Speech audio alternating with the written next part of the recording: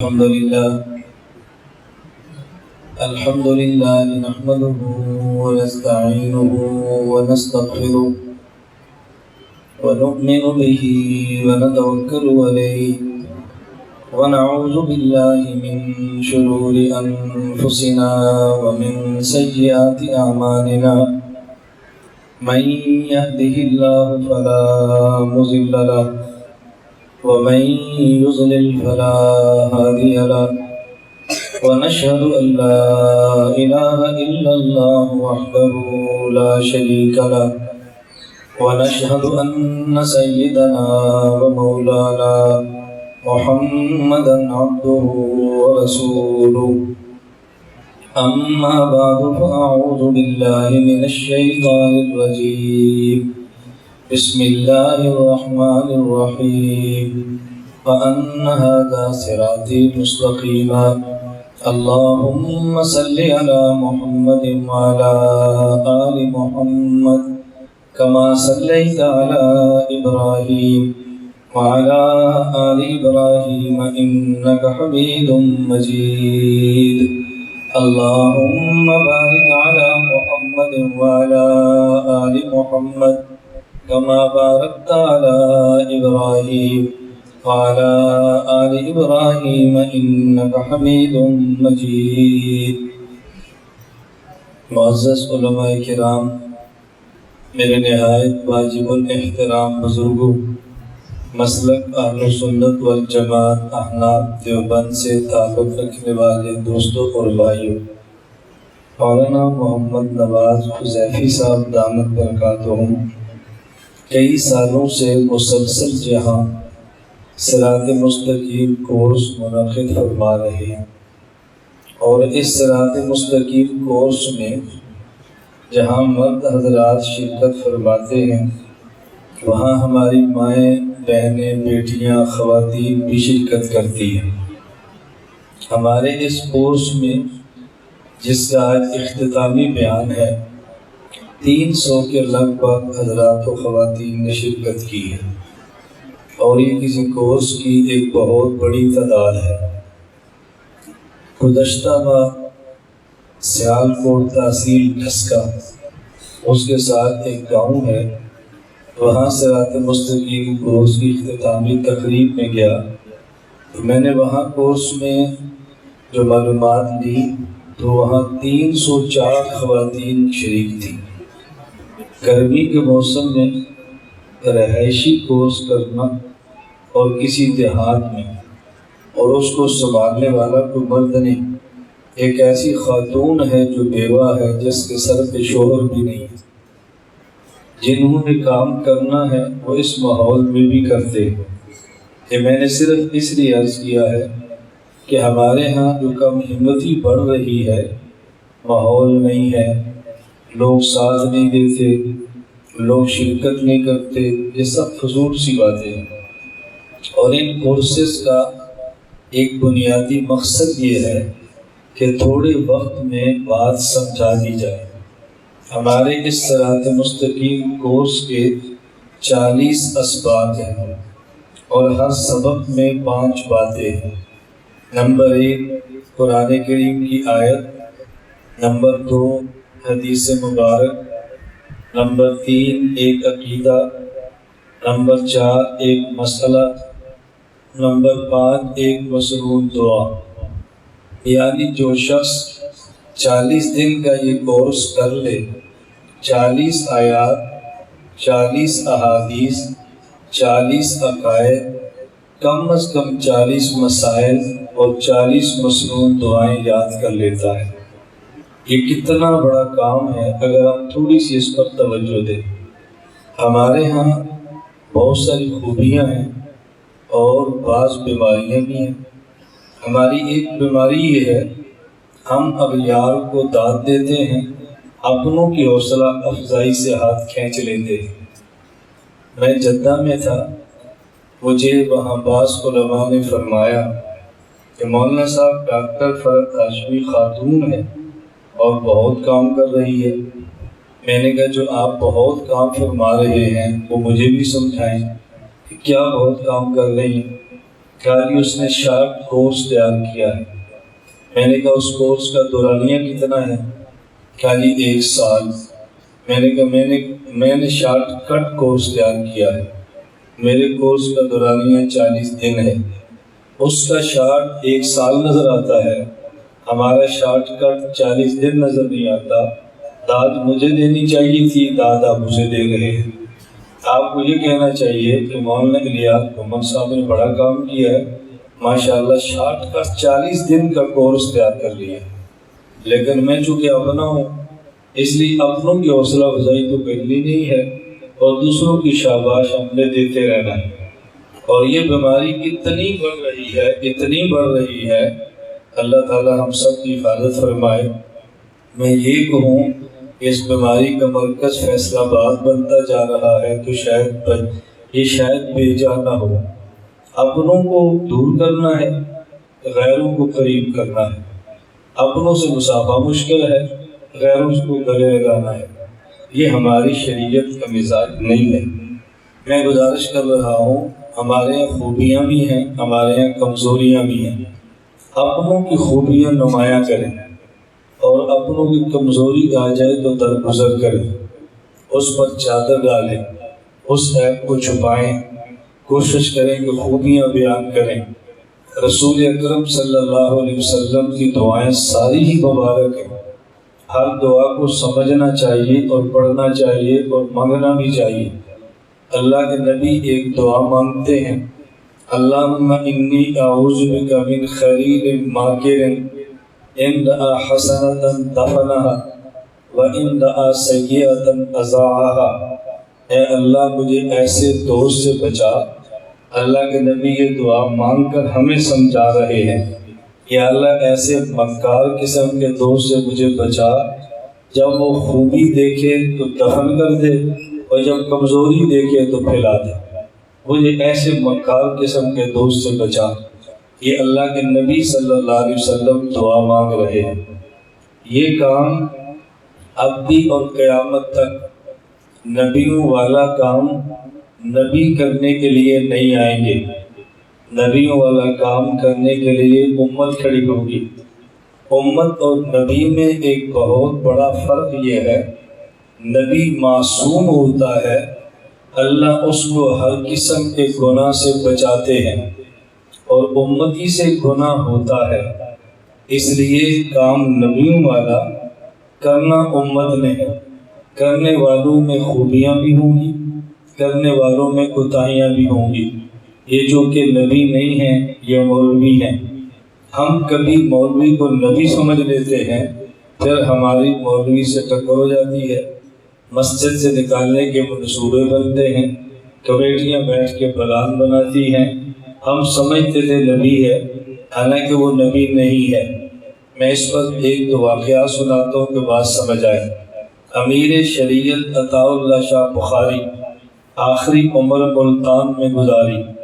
ضلع منڈی بہاولدین سے کچھ لوگ آئے، شاہ جی ہمیں اپنی مسجد کے لیے ایک امام اور خطیب چاہیے۔ حضرت شاہ جی نے پوچھا امام اور خطیب کیسا چاہیے؟ توجہ رکھنا، امام اور خطیب کیسا چاہیے؟ شاہ جی جوان ہو، خوبصورت ہو، خوش لہان ہو، علم کا تگڑا ہو، خاندانی شریف ہو، لالچی نہ ہو، خوش اخلاق ہو۔ شاہ جی فرمایا مولوی چاہیے یا نبی چاہیے؟ شاہ صاحب نے پوچھا کہ مولوی چاہیے یا نبی چاہیے؟ کہا جی مولوی۔ فرمایا یہ صرف تو نبی کی ہے۔ بھائی مولوی کالا بھی ہوگا، چٹا بھی ہوگا، ہمیشہ خوبصورت مولوی ہم کہاں سے لائیں؟ نبی کی شان ہے وہ خوبصورت ہوتا ہے، یہ نبی کی شان ہے وہ خوبصورت ہوتا ہے۔ وہ مولوی کی شان نہیں ہے وہ خوبصورت ہو سکتا ہے سفید ہو سکتا ہے کالا۔ نبی کی شان ہے خوش لہان ہوتا ہے، مولوی ہو سکتا ہے خوش لہان ہو سکتا ہے بے سرا۔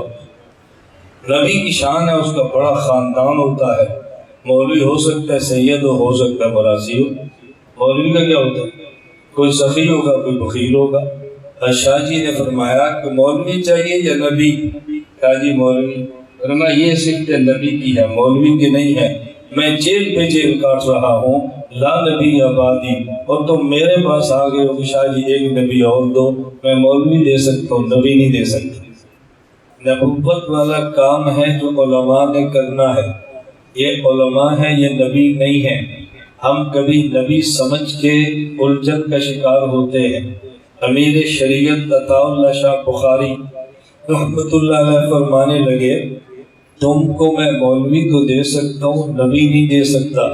کہ حضرت شاہ جی نے ایک نکتہ سمجھایا، کام کرنے والوں کی حوصلہ افزائی کرتے ہیں، حوصلہ شکنی کبھی نہیں کرتے۔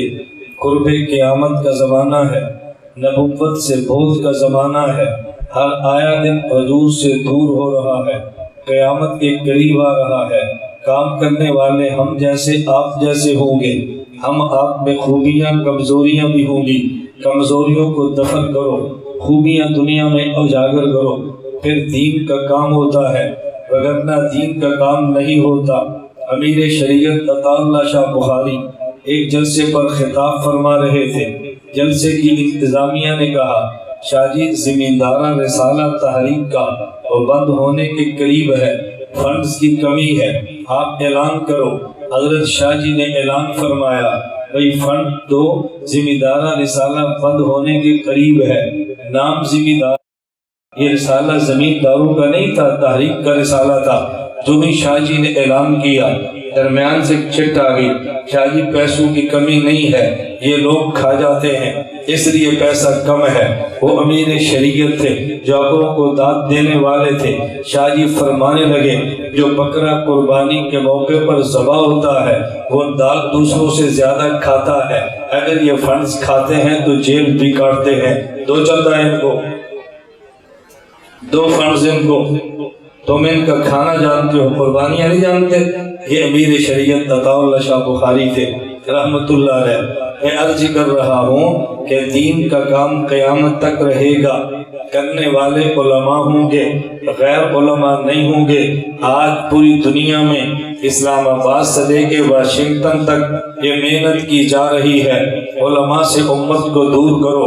میں کہتا ہوں تم اپنی محنت کرو، ہم اپنی محنت کریں، تم علماء سے دور کرو، ہم علماء سے قریب کریں گے۔ تمہاری محنت تمہیں مبارک، ہماری محنت ہمیں مبارک۔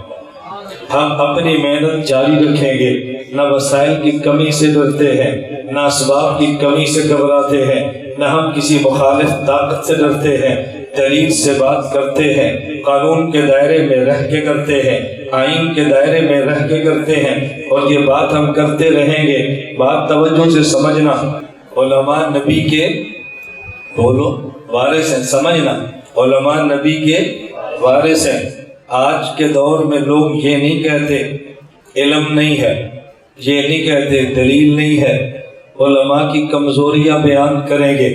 میں کہتا ہوں علماء نبی کے وارث ہیں، عالم جیسا بھی ہو وہ نبی کا وارث، عالم نیک ہو تب بھی وارث، کچھ کمی کوتاہی ہو تب بھی وارث، اور کسی کے پاس نہیں جانا۔ جو فوت ہو گیا وہ آئی اسپیشلسٹ ڈاکٹر ہے، اور جو اس کا پیچھے بیٹا جس کو وہ چھوڑ کے مرا وہ آنکھوں سے نبینہ ہے۔ جب وراثت کا مسئلہ آئے گا آپ یہ کرو کسی اچھے سے آنکھوں دیکھنے والے تیز نظر والے کو لاؤ، آئی اسپیشلسٹ کا مال اس کو دے دو۔ آپ کہیں گے نہیں وارث یہی ہے، اگرچہ نبینہ ہے، جو فوت ہوا وہ آرتھوپیڈک ہے، اور جو بچہ چھوڑ کے گیا وہ پاؤں سے لنگڑا ہے۔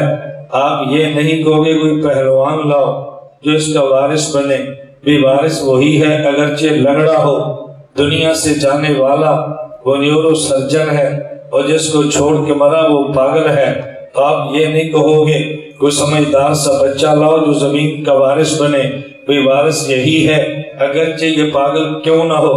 تو جس طرح آئی اسپیشلسٹ کا وارث بیٹا ہے اگرچہ نبی نہ ہو، آرتھوپیڈک کا وارث یہ لنگڑا ہے بیٹا ہے اگرچہ لنگڑا ہو، بالکل نیورو سرجن کا بیٹا یہ وارث ہے اگرچہ وہ پاگل ہو۔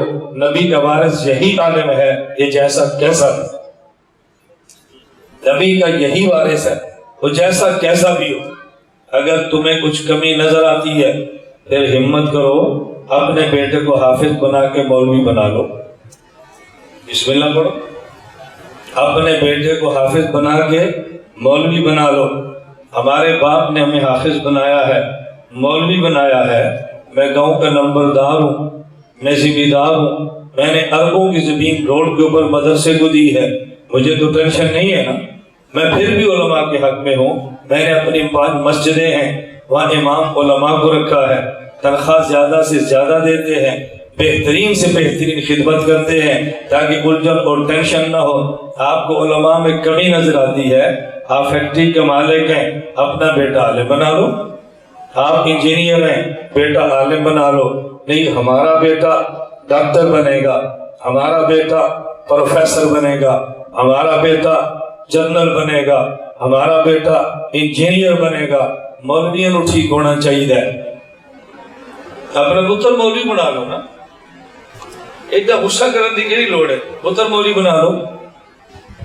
رمضان کا مہینہ آئے گا, رمضان کا مہینہ, خود کہاں پر ہے فیکٹری میں, بیٹا کہاں پر ہے کلینک پہ, خود کہاں پر ہے گھر پہ, بیٹا کہاں پر ہے جی دکان پر, خود کہاں پر ہے گھر میں, بیٹا کہاں پر ہے ملازم.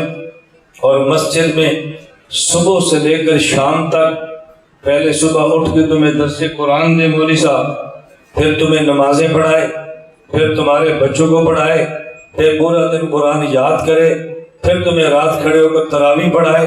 اور جب 27ویں شب آ جائے مولانا صاحب کو پیسے دینے ہیں, یہ تو جائز ہی نہیں,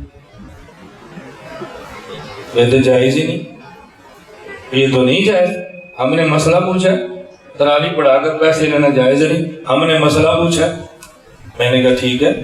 آپ نے مسئلہ پوچھا, عید کا دن آ گیا, آپ اپنی بیوی کو لا کر دیں کپڑے, بیٹی کو لا کر دیں زیور, بچوں کو لا کر کے دیں شاپنگ. مولانا صاحب گھر جائیں اور بیوی پوچھے جوتی, وہ سورۃ النساء کا ثواب لے لے. بیٹی پوچھے ابو جی میرے کپڑے, تو پتر سورہ بقرہ کا ثواب لے لے. بیٹا کہ ابو جی میرے جوتیاں, پتر تو سورۃ الناس کا ثواب لے لے. عید ہو گئی نا, بول دے نہیں, بولو نا. بھائی مولوی کو تراویح پر قرآن اجرت دینا جائز نہیں ہے. اپنے پتر نو آخو نا تراویح پڑھا. نہیں جو تے ڈاکٹر ہے, وہ تو 70,000 روپیہ مہینہ لینا ہے, وہ کیویں چھڈ کے قرآن یاد کرے. یہ تراویح سے کنے دینے 15,000, یہ تو جائز نہیں. ڈاکٹر کیوں ہے؟ وہ جی خدمت ہے, خدمت خلق کرتا ہے, خدمت خلق کرے 70,000 لے تو جائز ہے. اور یہ خدمت قرآن کر کے خدمت خلق کرے تو 15,000 روپیہ آرام ہے. کتنا بڑا پلان ہے علماء کے خلاف, کتنا بڑا پلان ہے مساجد کو برباد کرنے کے لیے. لیکن مساجد آباد رہیں گی انشاءاللہ. یہ بھول جب برباد ہو, یہ آباد رہیں گی. یہ فتنے دنیا میں چل رہے. کراچی سے فتنی اٹھی ہے, فتنی جماعت المسلمین فتنی ہے نا جی, چھوٹی سی آہستہ آہستہ فتنہ بن رہا ہے. فیصل آباد پہنچ گئی ہے. آپ کی یہاں سیاست دھاندرا بھی آئی ہے کہ مولانا نواز نہ ہوں تو سمجھ آتی گھر کا روڑے کی میں. یہ تو مولانا بیٹھے ہیں تو ڈکا لگ گیا نا. عنوان کیا ہے جی, قاری صاحب قرآن پڑھائیں, ان کو تنخواہ دینا جائز نہیں. مولانا صاحب نماز پڑھائیں, ان کو تنخواہ دینا جائز نہیں. توجہ رکھنا, یہ جمعے کا بیان کریں, ان کو پیسے دینا جائز نہیں. کیوں؟ قرآن کریم میں ہے, اللہ کے نبی فرماتے لا اسألکم علیہ اجرا, میں تمہیں دین پیش کرتا ہوں, میں تم سے اجرت نہیں لیتا. لا اسألکم علیہ مالا, میں تمہیں دین پیش کرتا ہوں, میں تم سے پیسے نہیں لیتا. جب نبی دین پیش کرتے پیسے نہیں لیتے, نبی 24 گھنٹے دین پڑھاتے اجرت نہیں لیتے, تم اسی نبی کے وارث ہو, تم تنخواہ پر کیوں پڑھاتے ہو؟ تم تنخواہ کیوں لیتے ہو؟ جب نبی فرماتے نہیں لیتا تم کیوں لیتے ہو؟ یہ کوئی دلیل آپ کے دل کو لگ رہی ہے کہ نہیں؟ ایمان سے بتاؤ, لگ رہی ہے کہ نہیں؟ اب آپ کا بھی ذہن بننا چاہیے نا, بھائی مولانا صاحب مفت پڑھانا چاہیے, اللہ واسطے پڑھانا, یہ پیسہ واسطے کیوں پڑھا دینے؟ نبی تو مفت دین کا کام کرتا تھا. یہ دلیل پیش کرتے ہیں. یہ دلیل کیوں پیش کی جا رہی ہے؟ پہلے وجہ سمجھنا. دلیل اس لیے پیش کی جا رہی ہے مالدار نے اپنے بچے کو مسجد کا امام بنانا نہیں اور غریب کو پیسے دینے نہیں کہ نماز کون پڑھائے گا؟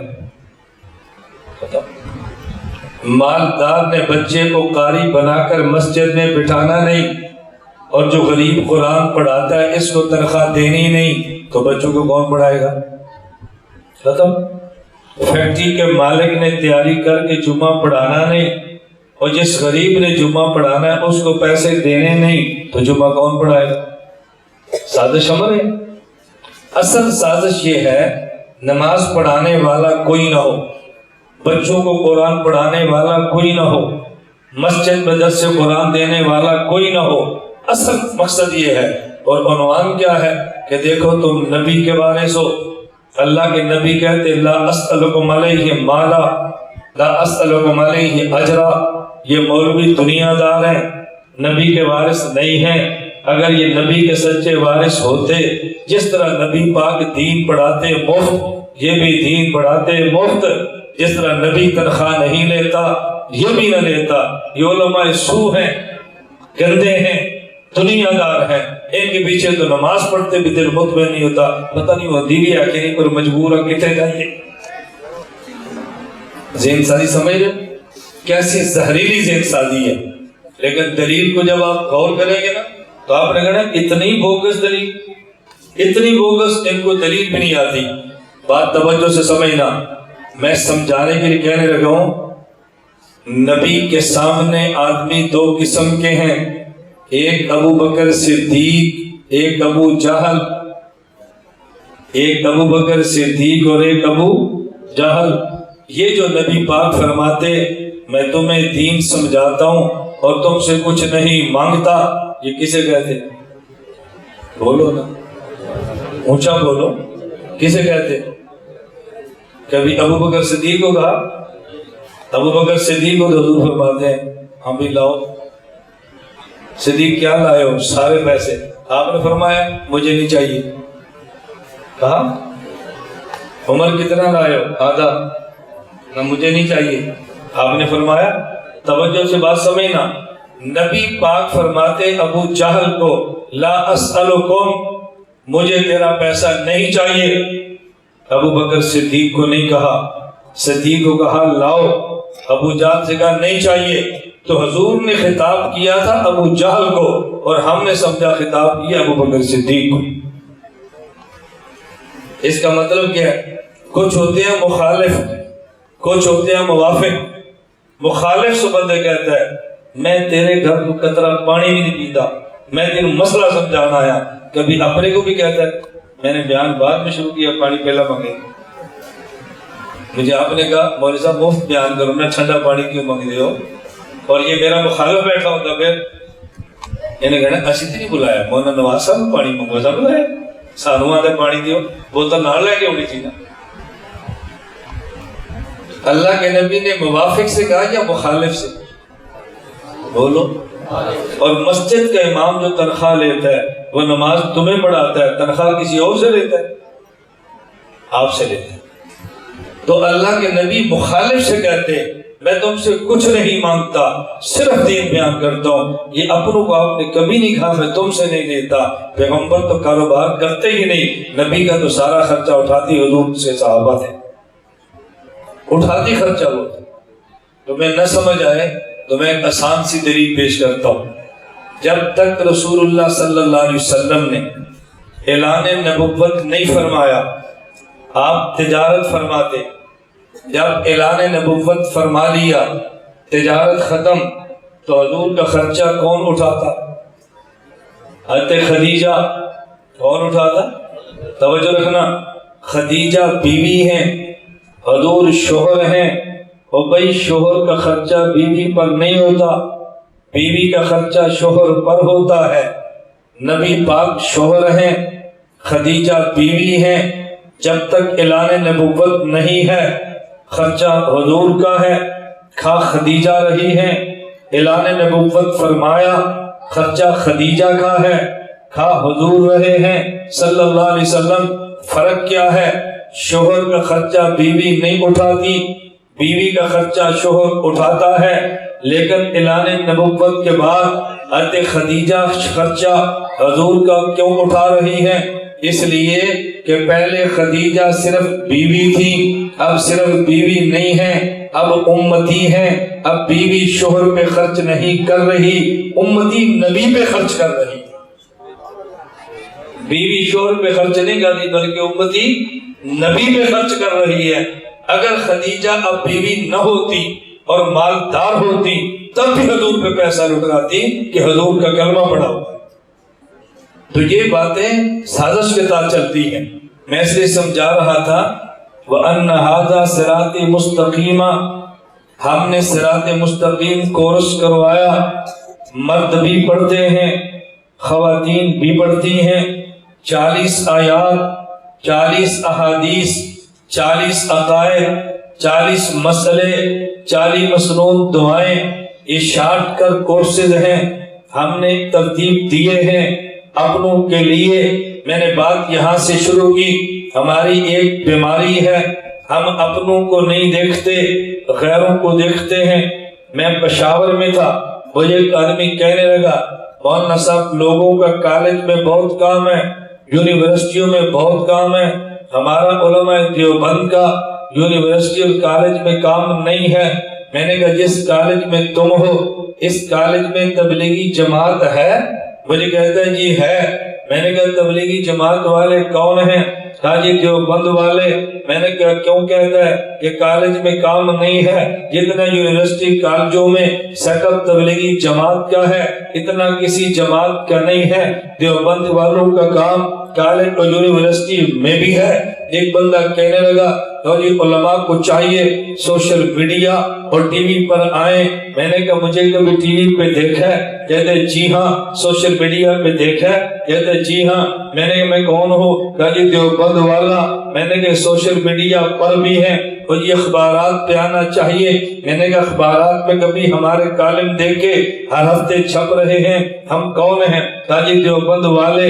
میں نے کہا پھر اللہ نے نبی کے بارے اس دور میں دیوبند والے وہ بنائے، مسجد کا امام ہو دیوبند والا ہے، مسجد کا مؤذن ہو دیوبند والا ہے، مسجد کا خطیب ہو دیوبند والا ہے۔ تمہیں قرآن کا مفسر چاہیے دیوبند والا، محدث چاہیے دیوبند والا چاہیے دیوبند والا، مبلغ مجاہد چاہیے دیوبند والا، اسمبلی سینٹ میں چاہیے دیوبند والا، تمہیں میڈیا پر چاہیے دیوبند والا ہے، تمہیں جس موقع جس محاذ پہ چاہیے وہاں دیوبند والے بیٹھے ہیں۔ ابھی ماسکو میں مذاکرات ہو رہے تھے، مذاکرات میں کون ہیں؟ ادھر روس بیٹھا ہے، ادھر امریکہ بیٹھا ہے، ادھر پاکستان بیٹھا ہے۔ وہ جو پگڑیاں باندھ کے بیٹھے وہ کون تھے؟ وہ دیوبند والے ہیں۔ خدا نے نبی کے وارث دیوبند والے بنائے ہیں۔ تم جس محاذ پہ دیکھو گے یہ تمہیں ڈٹے ہوئے نظر آئیں گے۔ یہ کل بھی ڈٹ گئے تھے، آج بھی ڈٹے ہیں۔ خدا نے چاہا دین کے محاذ پہ آئندہ بھی ڈٹے رہیں گے۔ ختم نبوت کا مسئلہ اٹھا ہے، پوری دنیا یہ کان کھول کے سن لے، لوگ غلط فہمی کے اندر مبتلا ہیں۔ اللہ نے چاہا یہ دیوبند والے زندہ رہے، آئین کو نہیں بدلا جا سکتا، قادیانیت کو مسلم تصور نہیں کیا جا سکتا، یہ زندہ رہے، قادیانی کافر رہے گا، ڈنکے کی چوٹ پہ رہے گا۔ ہم انہیں آج بھی کہتے ہیں واشنگٹن تمہیں پناہ نہیں دے گا، ماسکو تمہیں پناہ نہیں دے گا، انگلینڈ تمہیں پناہ نہیں دے گا، تمہیں جب بھی پناہ ملی محمد کے دامن رحمت پناہ دے۔ بچوں والی بات کرتے ہو، اس آئین پہ جانے لگی ہیں، اس پہ خون لگا ہے، پاکستان کے آئین کو نہیں بدلنے دیں گے انشاءاللہ۔ ہم آئین پاکستان کے محافظ ہیں۔ ابھی چند دن قبل میں جدہ میں تھا، پاکستان کی کمیونٹی بھی ہاں تھی، پی ٹی آئی کے لوگ بھی تھے، مسلم لیگ نون کے بھی تھے، مسلم لیگ کاف کے بھی تھے، پیپلز پارٹی کے بھی تھے، یہ سب وہاں موجود تھے۔ آپ دیکھیں 4 چینل اس کو نشر کر رہے تھے، میں نے وہاں بھی کہا، میں نے کہا ہماری بات کو سنو، قادیانیت کا مسئلہ صرف اسلام کا نہیں ہے، یہ پاکستان کے آئین کا بھی ہے، یہ اسلام کے بھی غدار ہیں، پاکستان کے آئین کے بھی غدار ہیں، اور غدار کی سزا ہمیشہ سزائے موت ہوتی ہے۔ انہیں کہو یا آئین مان لے یا حکومت چاہے ان پہ پرچے کر کے ان کو تختہ دار پہ لٹکا دے۔ ہمیں کیا ضرورت ہے گولیاں ماریں، ہمیں کیا ضرورت ہے تمہارا خون کریں، ہمیں ضرورت نہیں ہے، لیکن پاکستان کا آئین تم سے نمٹے گا انشاءاللہ۔ یہ آ رہا ہے نا 14 اگست کو نیشنل ڈے ہے، ہم منائیں گے انشاءاللہ، منائیں گے یا نہیں؟ میں نے بھی مدینہ العلم کہا، یہاں علماء بیٹھے ہیں، میں سب سے کہتا ہوں 1 اگست آ جائے، اپنی مساجد پہ، اپنے مدارس پہ، اپنے گھروں پہ پاکستان کا پرچم لہراؤ۔ اگست آئے، استحکام پاکستان سیمینار بناؤ، پاکستان کی ریلیاں نکالو، اور یہ جماعتوں کے پرچم چھوڑو۔ میں آپ کو بھی کہتا ہوں، آپ سب ہمارے کسی سیاسی جماعت کے نہیں ہوں گے، آپ کی اپنی سیاسی جماعتیں ہیں، لیکن جب 14 اگست کو باہر آؤ پھر کسی سیاسی جماعت کا پرچم نہیں ہونا چاہیے، ہر بندے کے ہاتھ میں صرف پاکستان کا پرچم ہونا چاہیے۔ تو ہم تو اتفاق کی بات کرتے ہیں، اختلاف تو تم کرتے ہو۔ ہر سیاسی جماعت اپنا جھنڈا لے کر آ رہی ہے، اور بھائی تجھے نیشنل ڈے پاکستان کا منانا ہے یا اپنی جماعت کی برسی منانا ہے، چھڑ دیو اپنے پرچم، صرف پاکستان کا پرچم لہراؤ۔ تو 14 اگست کو پرچم لہرائیں گے کس کا؟ بولو نا، اپنی جماعت کے جھنڈے لاؤ، ذرا پاکستان کا پرچم لگاؤ، ہمیں پتہ چلے بھی ہم پاکستانی ہیں۔ میں ایک گزارش کر رہا ہوں، انشاءاللہ یہ جو کورسز ہوتے ہیں نا، اس میں ذہن سازی ہوتی ہے، اپنے بچوں کو سمجھانا ہے، اپنی بچیوں کو سمجھانا ہے، ماں بھاؤں کو، بہنوں کو عقیدہ سمجھانا ہے، اپنے بیٹوں کو عقیدہ سمجھانا ہے، یہ علماء کی ذمہ داری ہے۔ ہم نہیں سمجھائیں گے تو ہم مجرم ہیں، آپ نہیں سمجھیں گے تو آپ مجرم ہیں۔ قیامت کا مسئلہ ہمارا بھی ہے، قیامت کا مسئلہ آپ کا بھی۔ تو جب بھی کورسز ہوئے آپ انشاءاللہ اپنے گھر والوں کو اس میں شریک کریں گے نا بھی انشاءاللہ، خود بھی شرکت کریں، بڑی عمر کے لوگ بھی شریک ہوں۔ میں تو عرض کرتا ہوں، ابھی 2 ماہ قبل چکوال ایک جلسہ تھا، اور جلسے کا عنوان کیا تھا کہ چکوال کی مساجد میں جو مقامی بچے پڑھتے ہیں، رہائشی بچے نہیں، مقامی بچے 2 گھنٹے پڑھا اور چلے گئے، صبح آئے اور چلے گئے، پھر ان کے درمیان پورے چکوال کا مقابلہ تھا، جو اول آیا، دوم آیا، بہت اچھے اچھے انعام دیے، کسی کو سائیکل انعام، کسی کو پیسے انعام، اور شرکت کرنے والے ہر بندے کو انعام۔ میں نے وہاں بھی عرض کیا، یہاں بھی عرض کرتا ہوں، میں کہتا ہوں بھئی مساجد میں، مدارس میں چھوٹے بچوں کو پڑھانے کی فکر بھی کرو، اور یہ جو بڑے بڑے بزرگ ہیں ان کو پڑھانے کی فکر بھی کرو۔ ہمارے یہاں جب بھی کوئی مدرسہ ہوتا ہے تو سالانہ جلسے پر اعلان ہوتا ہے، ہمارے یہاں 10 بچوں نے قرآن حفظ کیا ہے، 5 بچوں نے دورہ حدیث کیا ہے۔ میں کہتا ہوں اللہ کرے یہ دن شروع ہو جائے کہ یہاں پر 5 بزرگوں نے قرآن مکمل کیا ہے، 5 بزرگوں نے قرآن مکمل کیا ہے۔ آپ اس کے ارادے فرماؤ، اور ناظر قرآن کی بات نہیں کرتا، آپ قرآن حافظ بن سکتے ہو، میں نے اپنی آنکھوں سے دیکھا۔ اب میں اس پر کورس ہے کتنے واقعات پیش کروں، عورتوں کے، مردوں کے، بچوں کے، بوڑھوں کے، میرے سامنے تو اتنے واقعات ہیں۔ میں ابھی اس غالباً مارچ یا اپریل کی بات ہے، میلسی ایک مدرسہ ہے، جامعہ ابو ہریرہ، میرا گزر ہوا، طلباء میں بیان کیا، پھر کہا جی دورہ حدیث جو آخری کلاس ہے، ان کی خواہش ہے کہ آپ اس میں ایک حدیث بیان کر کے اجازت حدیث دو۔ میں دورہ حدیث کی کلاس میں گیا، دار حدیث میں گیا، تو ان کی طرح بزرگ، ان کے پھر بھی کچھ بال کالے ہیں، بالکل سفید بال، 65 سال سے زیادہ عمر، دورہ حدیث کی کلاس میں۔ میں نے پوچھا مولانا صاحب یہ کون ہے؟ کہا یہ دورہ حدیث کا طالب علم ہے۔ میں نے کہا اتنی عمر کا کارگزاری سننا؟ کہا یہ ریٹائرڈ ماسٹر ہے، یہ میرے پاس آئے اور مجھے انہوں نے کہا، محتمم صاحب کہہ رہے ہیں، مجھے انہوں نے کہا ہم کہتے ہیں پہلا کلمہ طیب لا الہ الا اللہ محمد الرسول اللہ صلی اللہ علیہ وسلم، دوسرا کلمہ شہادت اشہد ان لا الہ الا اللہ واشہد ان محمدن عبدہ ورسولہ۔ مولانا صاحب پہلا کلمہ پڑھا، ہم نے کہا محمدن، دوسرا کلمہ پڑھا، ہم نے کہا محمدن، یہ دونوں میں کیا فرق ہے؟ محترم صاحب نے کہا آپ نہیں سمجھ سکتے، یہ گرامر کا مسئلہ ہے، یہ نحو کا مسئلہ ہے، نہیں آپ سمجھائیں۔ انہوں نے کہا محمد مبتدا ہے، رسول اللہ خبر ہے، اور مبتدا پہ پیش ہوتی ہے۔ اشہد ان محمدن، یہ انا محمدن انا کا اسم ہے، انا کے اسم پر زبر ہوتی ہے، سمجھ آ گئی ہے؟ کہتے ہیں نہیں۔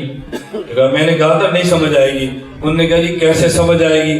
کہا بھی گرامر پڑھنی پڑتی ہے۔ کہا جی مجھے پڑھاؤ، میں نے فرق سمجھنا ہے۔ وہ فرق سمجھنے کے لیے آئے، گرامر شروع کی، دورہ حدیث پر پہنچے۔ آئے سمجھنے کے لیے تھے، اب وہ اس سال سے سمجھانا شروع کر دیں۔ ہمارا اس سال 16 اگست سے 20 اگست تک یہ 5 دن کا دورہ ہوگا کراچی علماء طلباء کے لیے، میں انشاءاللہ جاؤں گا۔ گزشتہ سال ہمارا دورہ تھا، دورہ ختم ہوا، ہمارے میزبان مولانا صاحب ایک بزرگ کو لائے، کہا جی ان کی عمر 70 سال ہے، یہ فیکٹری میں ملازم ہیں، ریٹائر ہوئے ہیں، اور کہا میں نے قرآن حفظ کرنا ہے۔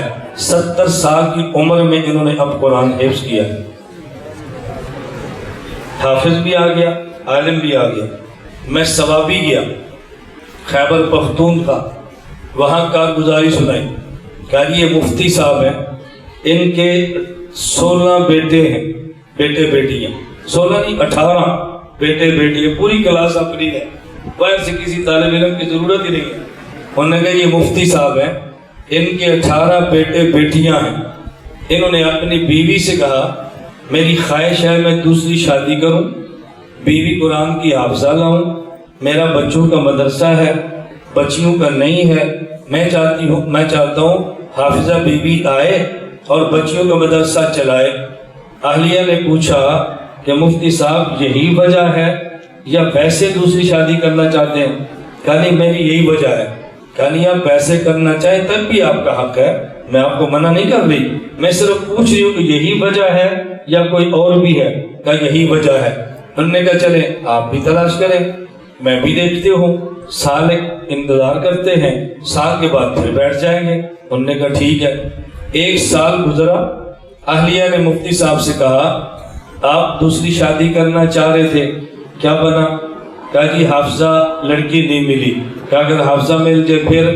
کہا جی کر لیں گے۔ انہوں نے کہا قرآن مجید لائیں، قرآن لائے۔ انہوں نے کہا الحمد سے والناس تک قرآن پڑھا ہے، میں نے 1 سال میں قرآن حفظ کر لیا ہے، آپ سنیں قرآن میں۔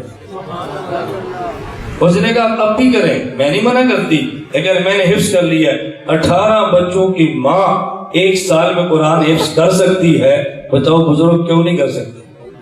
ہماری بہنیں کیوں نہیں کر سکتی؟ لیکن یہ تب ہوگا جب موبائل کی جان چھوڑے گی، یہ تب ہوگا جب موبائل کی جان چھوڑے گی، تب ہوگا یہ، تب ہوگا جب ہمارے ہاں بلا وجہ شاپنگ کے لیے بازار جانا چھوڑیں، یہ تب ہوگا جب خود کو دین کے لیے پابند کریں۔ عورت بھی کر سکتی ہے، مرد بھی کر سکتا ہے۔ ہمارے سرگودا میں مولانا غلام مصطفیٰ، یہ ماسٹر غلام مصطفیٰ ہے، میرے گاؤں کے ساتھ 3 کلومیٹر میرا سسرال ہے، یہ وہاں سکول ٹیچر بن کر آئے، اسی میں مدرسہ ہے۔ ان نے سوچا کہ بجائے اس کے ہر روز گھر جاؤں، قریب 3 کلومیٹر 4 کلومیٹر پر گھر ہے، اگر مدرسے میں سبق شروع کر دوں، دن کو ٹیچر رات مدرسے میں، 4-5 سال لگے، عالم بن گئے، شادی ہو گئی، بیوی گھر آئی، اسے پڑھایا تو عالمہ بن گئی، اور اب مدرسہ چلا رہے ہیں، آگے ان کی اولاد بھی عالم بن گئی۔ میں یہ 4 واقعات کیوں سنائے؟ ہم چاہیں تو بڑے لوگ قرآن پڑھ سکتے ہیں، ہم چاہیں تو بڑے لوگ علم پڑھ سکتے ہیں، ہم چاہیں تو بڑی عمر کے لوگ دین پڑھ سکتے ہیں۔ جس طرح شارٹ کورسز ہیں، آپ نیت فرمائیں کہ ہم انشاءاللہ قرآن کریم بچوں کو پڑھائیں گے، لیکن پہلے خود پڑھیں گے انشاءاللہ۔ اپنی نیت پہلے فرمائیں، ہم اپنے بچوں کو دین پڑھائیں گے اور خود بھی پڑھیں گے۔ اور میری دوسری گزارش جو میں نے عرض کی ہے، علماء سے جڑے رہیں، علماء سے ٹوٹے مت، دائیں بائیں مت دیکھیں، اپنے علماء سے جڑیں، ان سے دین سیکھیں۔ آخرت کا معاملہ سخت ہے، موت کے بعد کا معاملہ سنگین ہے، دائیں بائیں چیزوں پر مت جائیں، کمی کوتاہی دیکھ لیں تو دفن کریں، خوبی دیکھیں تو عام کریں، یہ اچھے آدمی کی ذمہ داری ہے۔ اور میں تیسری اور آخری گزارش کرتا ہوں، اگر آپ چاہتے ہیں آپ کے گھر میں دیندار اولاد ہو، آپ کے گھر عالم بنے، یہ میری نصیحت اور گزارش یاد رکھنا، اگر خود بندہ عالم ہو، علماء کی قدر نہ کرے، اللہ اولاد کو علم نہیں دیتے، اور اگر خود عالم نہ ہو، علماء کی قدر کرے، اللہ اولاد کو علم دے دیتے ہیں۔ آپ چاہتے ہیں آپ کی نسلوں میں علم آئے تو پھر علماء کی قدر کرنا، علماء سے جڑے رہنا، علماء کی ذات پہ خرچ کرنا۔ میں بات اس لیے کہتا ہوں، ہمارے ہاں مساجد کو لوگ چندے دیتے ہیں، مدارس کو دیتے ہیں، بچوں کو دیتے ہیں، مدرسے تعمیر کرتے ہیں، عالم کا گھر تعمیر نہیں کرتے۔ مدرسہ تعمیر کر دیں گے، عالم کو گھر تعمیر کر کے نہیں دیں گے، مدرسے کو فنڈز دے دیں گے، عالم کو جیب خرچ نہیں دیں گے، مدرسے میں 100 جوڑا کپڑا دے دیں گے، کسی عالم کو کپڑے اور جوتے نہیں دیں گے۔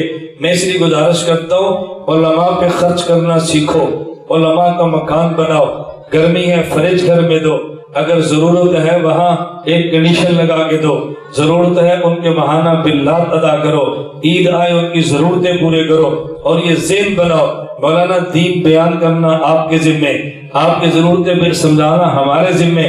جب اس پہ کھڑے ہو جاؤ گے انشاءاللہ دین کی بنیادیں کوئی ہلا نہیں سکتا۔ اور یہ میری نصیحت اور گزارش یاد رکھنا، میں اپنے لیے آپ سے بھیک نہیں مانگ رہا، اللہ کا کرم ہے، اللہ نے مجھے بہت کچھ دیا ہے۔ میں آپ کی خدمت میں عرض کرتا ہوں، ایک ذہن بناؤ، آپ مسجد میں رہتے ہیں، اپنے بچوں کے لیے کپڑے لاتے ہیں، جوتی لاتے ہیں، ایک جوڑا عالم کا بھی لاؤ، ایک جوڑا اس کی گھر والی کا بھی لاؤ۔ آپ ایک مدرسے مسجد میں رہتے ہیں، بھائی عید کی شاپیں کرتے ہیں، تنخواہ سے ہٹ کے 1000 2000 عالم کو دو، نکاح کا موقع آتا ہے 10 لاکھ جہیز پہ لگاتے ہو، 4 لاکھ کھانے پہ لگاتے ہو، 5 لاکھ براتوں پہ لگاتے ہو، نکاح پڑھانے والے کو 500 دیتے ہو، نکاح پڑھانے والے کو 50,000 دو، 1 لاکھ دو۔ ہماری گاڑی ہے، مسجد کے امام کی گاڑی کھڑی ہو، ہمارا موٹر سائیکل ہے، مسجد کے امام کو موٹر سائیکل کیوں نہیں ہے؟ یہ ذہن بناؤ، ہم نے علماء کو پاؤں پہ کھڑا کرنا ہے، علماء کی ضرورتیں پوری کرنی ہے، تاکہ علماء سرخرو ہو کر دین کا کام کریں۔ یہ اللہ کے نبی کی دین کا مسئلہ ہے، حضور صلی اللہ علیہ وسلم کے ورثہ کا مسئلہ ہے۔ یہ اچھی طرح بات دین میں رکھو، علماء کو خوشحال رکھو گے، پیغمبر کے ورثہ ہیں، انشاءاللہ اللہ کے نبی کی روزے میں بھی آنکھیں ٹھنڈی ہوں گی، حضور کا دل ٹھنڈا ہوگا کہ ان لوگوں نے میرے دین اور میرے دین کے ورثہ کو سنبھالا ہے۔ آپ اس کا اہتمام کریں گے نا بھی انشاءاللہ؟ میں کوئی آپ سے چندہ تو نہیں مانگ رہا نا، میں تو کوئی نہیں کہہ رہا 100 روپیہ دو، 200 روپیہ دو، بھی ہمارے اوپر قرض ہے، ہم پر تو لاکھوں قرض ہے، ہم کبھی ذکر بھی نہیں کرتے۔ اللہ اپنے کرم سے اتنا دیتا ہے، پتہ بھی نہیں چلتا اتر جاتا ہے۔ ہم مولانا نواز صاحب پر قرض ہے، ایسا نہ ہو کہ آپ میں اپنا کیا تو آپ نے بھی رگڑا لگا دو، بھائی تمہارے پیر صاحب نہیں مانگتے تو تمہیں کیوں دیں؟ یہ رمضان ہے تو میں نے مولانا نواز صاحب کو فون کیا، میں نے کہا میں چاہتا ہوں ایک دن کی افطاری آپ کی مسجد میں جتنے نمازی ہیں میں کراؤں، تو کتنے پیسے اس کے لیے چاہیے؟ مجھے کہتے ہیں استاد جی افطاری کا تو سارا انتظام موجود ہے، وہ جو زمین کا قرض ہے نا اس کا کچھ کریں۔ میں نے کہا اتنے تو میرے پاس بھی نہیں ہے، میرے پاس اتنی گنجائش ہے کہ جو میرے تعلق والے میں رمضان میں فون کرتا ہوں، بھئی ایک دن کی افطاری بتاؤ کتنی ہے؟ جتنی گنجائش بندہ اتنا ہی کر سکتا ہے نا۔ اللہ تعالی ہم سب کو توفیق عطا فرمائے۔ اس کورس میں مولانا فرما رہے قرض کے پیسے اتر گیا تھا، دیکھو کتنی بڑی صداقت ہے، کتنی بڑی بات ہے، چھپایا نہیں، صاف کہہ دیا کہ ہم نے جگہ قرض پہ لی تھی، اللہ نے جگہ قرض اتار دیا۔ دیکھو یہ ہے مطلب، یہ کتنی بڑی خوبی ہے۔ یہ نہیں کہا کہ صاحب کوئی ترغیب دو، ہم اگر یہ بات نہ فرماتے تو ہم میں سے کئیوں کے ذہن میں آتا کہ مولانا نواز صاحب نے کہا چاہ کے آنا، یہ پیر طرح کرنا، لیکن تھوڑا سا اشارہ ضرور کر دیں۔ یہ آپ نے باتیں کرنی تھی، اللہ کا شکر ہے کہ تم نے کہہ دیا، اب آپ کا ذہن صاف ہو گیا کہ مجھے مولانا نواز صاحب نے نہیں کہا۔ میں کسی بھی علاقے میں جاؤں تو مجھے علماء نہیں کہتے، میں خود عوام سے کہتا ہوں کہ اس مدرسے کا خیال کرو، مسجد کا خیال کرو، آپ کا اپنا مدرسہ ہے، آپ کی اپنی مسجد ہے، خیال کرو۔ اس کا معنی یہ نہیں ہمیں کسی نے کہا ہے، ہمیں کہنا چاہیے، ترغیب دو۔ بعض لوگ جڑ جاتے ہیں، قریب آتے ہیں، اور الحمدللہ اس کا بہت فرق پڑتا ہے۔ اس کورس میں جو حضرات خواتین شریک ہیں، اللہ تعالیٰ اس شرکت کو مبارک فرمائے، اللہ تعالیٰ عمل کی توفیق عطا فرمائے، اور دعا فرمائیں یہ کورس چلتا رہے، اللہ تعالیٰ قبول فرما لے اور آپ سب کو عمل کی توفیق عطا فرمائے۔ آپ حضرات میں سے میں اکثر عرض کیا کرتا ہوں، مولانا جھجک سے کام لیتے ہیں، میں ان معاملات میں نہیں جھجکتا۔ دیکھیں ایک بات کا خیال کریں، میں تاکید سے کہتا ہوں، آپ میں سے کوئی ایک شخص بھی ایسا نہ ہو جو کسی مرشد شیخ طریقت سے بیعت کا تعلق نہ ہو۔ آپ کیا فیصلہ آباد میں کتنے مشائخ آپ ان کو جانتے ہیں، ہر شخص کسی نہ کسی سے بیعت کرے، پھر خانقاہ میں جائے، پھر ان کے معمولات پڑھے، پھر رابطہ رکھے۔ اس کا بہت فائدہ ہوتا ہے، خانقاہوں سے جڑ کے رہیں، بیعت کریں، ذکر کریں، خانقاہ میں وقت گزاریں۔ یہ ہمارے دین کو محفوظ کرنے کی درسگاہیں اور جگہ ہیں، یہ پناہ گاہیں ہیں، یہاں رہنا ضروری ہے۔